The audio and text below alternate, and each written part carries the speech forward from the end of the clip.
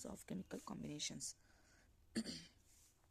इसमें हम ये जो है चैप्टर है हमारा वो केमिस्ट्री का क्लास 11th में some basic concepts of chemistry में मिल जाएगा आपको, और ये क्लास 9th में भी इंक्लूडेड है, और ये इतना इंपॉर्टेंट है कि इसके इम्पॉर्टेंस से जो है आपको नीट लेवल पे भी पूछी जाती है। तो उसके हिसाब से जो है हम उस टॉपिक को स्टार्ट करेंगे, ताकि आपको क्लास, चाहे आप क्लास 9th में हो, क्लास 11th में हो, या फिर आप नीट की प्रिपरेशन कर रहे हो, तो उन सब में आपको हेल्प मिलेगी। साथ साथ हमारा उस लेवल का नोट्स भी मैं आपको यहाँ पर दे रही हूँ।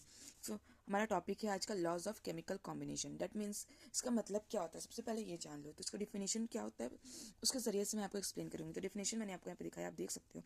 The law of chemical combination are a set of fundamental principles that describe how elements combine to form a compound। इसका मतलब ये होता है कि ये क्या लॉ ऑफ केमिकल कॉम्बिनेशन क्या है। ये एक सेट है किसका, फंडामेंटल प्रिंसिपल्स का। इसमें आप लोग इसका मान लो कि ये रूल से कैसे वो कंबाइन करेगा, किस तरह से वो कंबाइन करेगा ये बनाने के लिए। क्लियर? तो एक नया कंपाउंड बन जाए। ओके, देन फिर तो इसके लिए हमें कई तरह के लॉज से गुजरना पड़ता है। तो सबसे पहला हमारा लॉ है जो आज हम डिटेल्स जिसमें को बारे में हम पढ़ेंगे, डिटेल में ही पढ़ेंगे, या फिर ये कहो कि वन शॉट लेक्चर। आज हम सबसे पहले इसको कंप्लीट करेंगे, एक टॉपिक को जिसका है जो क्या कह रहा है, क्या है फर्स्ट हमारा लॉ ऑफ मास कंजर्वेशन, और जिसका हम लोग दूसरा नाम है लॉ ऑफ इंडेस्ट्रक्टिबिलिटी ऑफ मैटर्स। इसको हम आज पढ़ेंगे पहले, उसके आगे भी देख लो और भी लॉज है। Law of definite proportion next video में आपको जल्दी अपलोड कर दूंगी मैं, जिसका दूसरा नाम होता है law of constant composition. Third law हमारा है लॉ ऑफ मल्टीपल प्रोपोर्शन, देख लो, लॉ ऑफ मल्टीपल प्रोपोर्शन।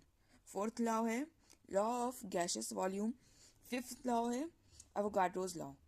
सो सबसे पहले हम क्या स्टार्ट करेंगे, उसमें लॉ हमारा laws of conservation of mass या लॉ ऑफ मास कंजर्वेशन, जिसका दूसरा नाम क्या है, indestructibility of matter, law of indestructibility of matter. तो चलो स्टार्ट करते हैं सबसे पहले हमारा ये टॉपिक।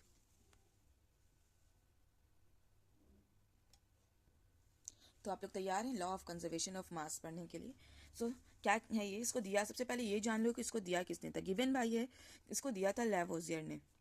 इस पर रिसर्च करके टेस्ट किया था कि सही लॉ प्रूफ किया था, ये कह लो, या टेस्टेड बाई जो है ये लॉ किसने प्रूफ किया, वो जिसने प्रूफ किया उनका नाम है लैंडॉल्ट। ओके, अब ये लॉ कहता है क्या, देखो इस लॉ के अकॉर्डिंग जो है क्या कहता है, according to this law the mass can neither be created nor be destroyed in chemical reactions or physical reactions, but one form is changed into another form is called law of mass conservation। मतलब ये हो गया कि इसमें इस law के हिसाब से किसी भी एलिमेंट, जो भी एलिमेंट आपका, या जो भी आपका एलिमेंट हो, या फिर कोई कंपाउंड भी होगा एलिमेंट का, जो दो कंपाउंड मिलकर थर्ड कंपाउंड बनाना चाहते हो, या दो सिंपल से हम दो एलिमेंट की बात करेंगे। इसमें जो दो एलिमेंट होगा वो आपका जो रिएक्शन करेगा जब, तो उसका मास जो है वो कंजर्व होकर प्रोडक्ट के मास में मिल जाएगा। इसको आगे एग्जांपल के तौर पे आप ऐसे समझ लो कि अगर हम HCl बनाते हैं, मैंने एग्जांपल भी लिया है, यहाँ पर दिखाती हूँ मैं।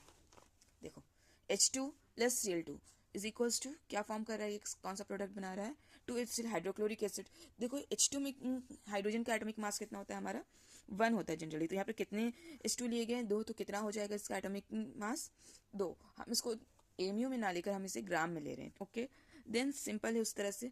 क्लोरीन, हमारे 1 क्लोरीन का Cl का, सिंगल Cl का क्या होता है एटॉमिक मास, 35.5।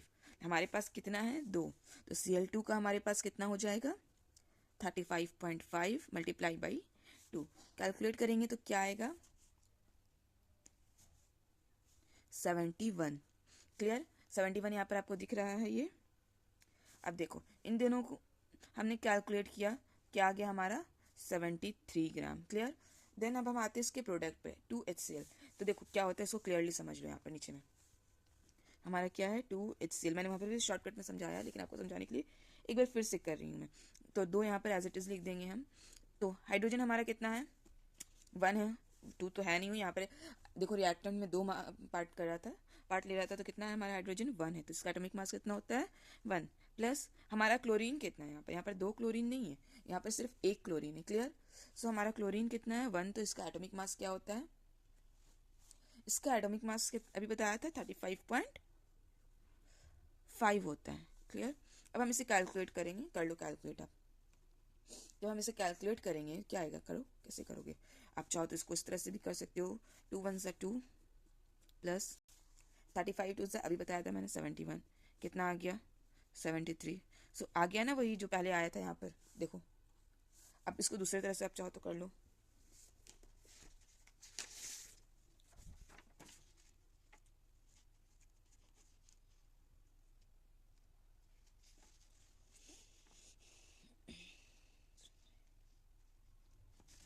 आप चाहो तो दूसरे मेथड से भी यूज़ कर सकते हो, जैसे 2 मल्टीप्लाई, इसको ऐड कर दो, कितना आ गया 36.5। सॉरी, क्या आ जाएगा इसका कैलकुलेशन वापस से 73 आ गया ना।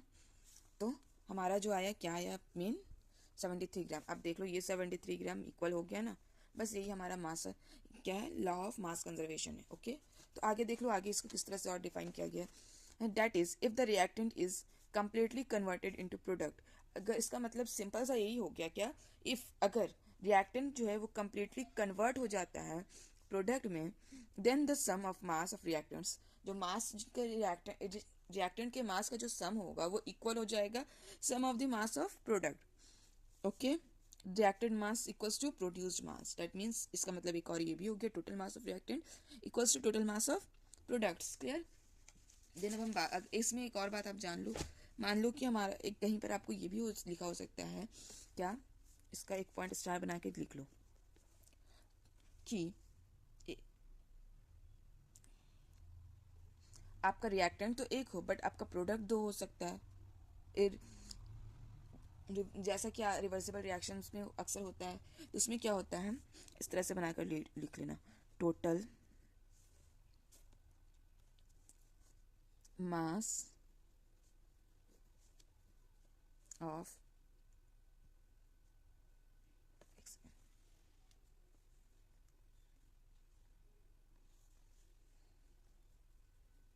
रिएक्टेंट्स इक्वल हो जाएगा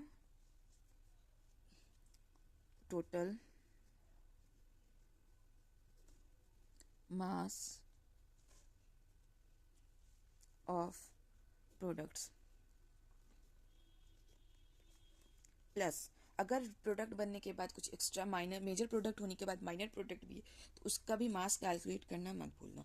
तो मास ऑफ, जब मान लो कि एक्स्ट्रा हमने रिएक्टेंट दे दिया तो उसमें कुछ बच भी जा सकता है ना, जैसे कि हमने क्लोरीन ज़्यादा ले लिया, एक्स्ट्रा ले लिया, तो उसमें कुछ क्लोरीन रिएक्ट नहीं कर सकता है, उसकी कुछ मात्रा जो है वो रिएक्ट नहीं करेगी, तो उसमें वो बच जाएगा। तो वो क्या होगा, वो रिएक्टेंट क्या कहलाएगा, अनरिएक्टेड कहलाएगा। Mass of unreacted, unreacted reactants, वो रिएक्टेंट्स जो रिएक्ट नहीं कर सके, कुछ केसेस में ऐसा भी होता है। क्लियर। इस पॉइंट को भी याद करना, और ये सारे आप नोट्स हैं, आप अच्छे से देख लो एक बार।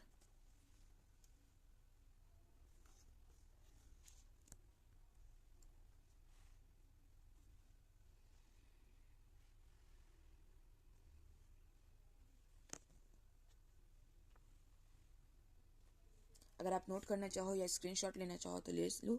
अब हम नेक्स्ट वीडियो में बात करेंगे, हम बात करेंगे सेकंड, हमारा सेकंड लॉ है जिसके बारे में बात करेंगे। देखो मैं इसे ब्लैक पेन से मार्क कर दे रही हूँ ताकि आपको मैंने जब नेक्स्ट वीडियो बनाऊँ तो आपको दिखा सकूँ मैंने किस बारे में बात की। नेक्स्ट वीडियो में हम बात करेंगे लॉ ऑफ डेफिनिट प्रोपोर्शन, जिसका दूसरा नाम क्या है, लॉ ऑफ कांस्टेंट कंपोजिशन। अब ये क्या है, इसे किसने दिया था कि इसके बारे में, और इसके जो एग्जाम्पल्स है उसके बारे में आपको मैं नेक्स्ट वीडियो में बताऊँगी इंशाअल्लाह ताला। ओके, अगर आपको मेरा वीडियो पसंद आए तो प्लीज़ प्लीज़ प्लीज़ चैनल को सब्सक्राइब करें, हमें सपोर्ट करें, और वीडियो को लाइक करना ना भूलें। Thank you.